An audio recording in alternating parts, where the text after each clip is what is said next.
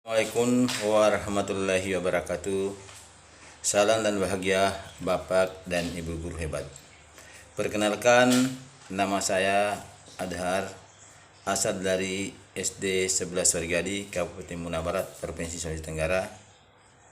Alhamdulillah, kali ini saya akan membawakan materi singkat tentang tips untuk berpikir kritis dan penyelesaian masalah sebagai wujud aksi nyata saya pada Platform Merdeka Belajar Mandiri.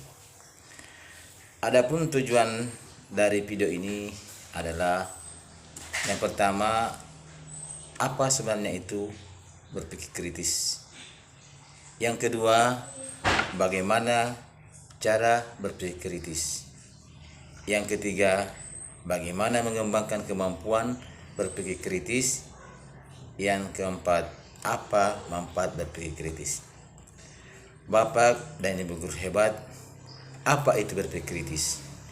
Berpikir kritis adalah suatu kemampuan untuk berpikir dengan rasional dan tertata yang bertujuan untuk memahami hubungan antara ide atau fakta. Pemikiran kritis merupakan suatu yang bisa membantu kita dalam menentukan apa yang kita percayai. Bapak dan Ibu guru hebat, selanjutnya, apa manfaat dari berpikir kritis?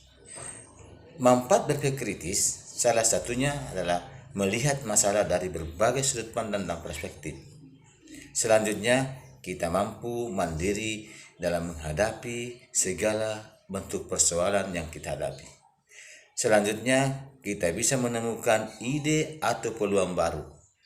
Kemudian, dengan berpikir kritis, kita mampu berpikir jernih, beradaptasi, dan meningkatkan keterampilan bahasa kita. Yang terakhir, kita mampu mengembangkan diri. Bapak dan Ibu guru hebat. Selanjutnya, bagaimana cara berpikir kritis? Berlatih berpikir kritis memerlukan waktu, kesabaran, konsisten, dan yang terpenting terus berlatih. Ada beberapa langkah untuk melatih dalam berpikir kritis. Yang pertama, mengidentifikasi permasalahan atau pertanyaan. Mengidentifikasi permasalahan yang kita hadapi sebaik dan secepat mungkin. Semakin kita menganalisa dengan baik dan tepat, maka akan semakin mudah kita dalam menemukan solusi dan jawabannya. Yang kedua, kumpulkan data, pendapat, dan argumen.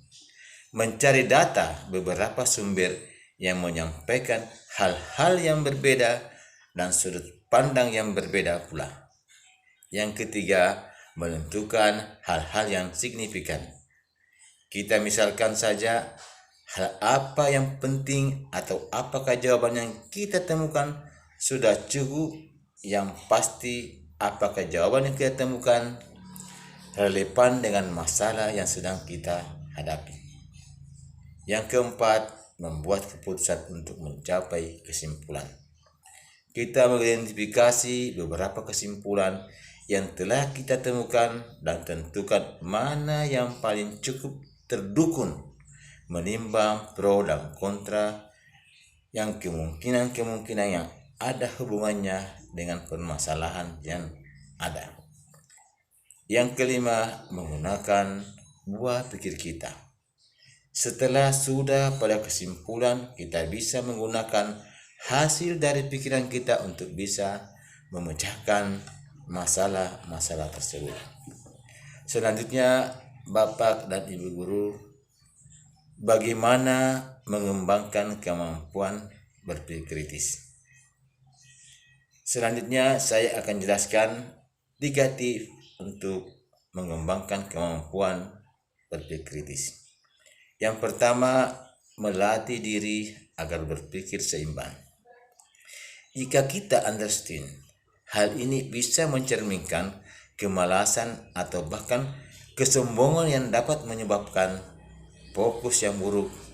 Sementara itu, apabila kita overthink, hal ini justru akan mencerminkan kehati-hatian dan keraguan yang berlebih, yang bisa saja mengarahkan pada penilaian yang bias dan adanya ketakutan. Selanjutnya, yang kedua, melatih kesadaran situasional. Kita harus mengembangkan kemampuan yang kita miliki untuk bisa memahami hubungan ataupun relevansi dalam suatu masalah yang ada. Mulai latih diri kita untuk mengembangkan rasa membandingkan yang baik dalam mengevaluasi situasi, baik secara tertulis maupun secara praktis.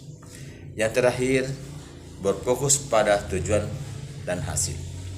Melatih diri kita agar terus berfokus pada hal-hal yang ingin kita capai. Kita sebisa mungkin mencari cara agar kita tidak terganggu oleh hal-hal yang tidak ada hubungannya dengan tujuan yang kita ingin capai. Bapak dan Ibu guru hebat, demikian apa yang dapat saya sampaikan. Salam bahagia. Assalamualaikum warahmatullahi wabarakatuh.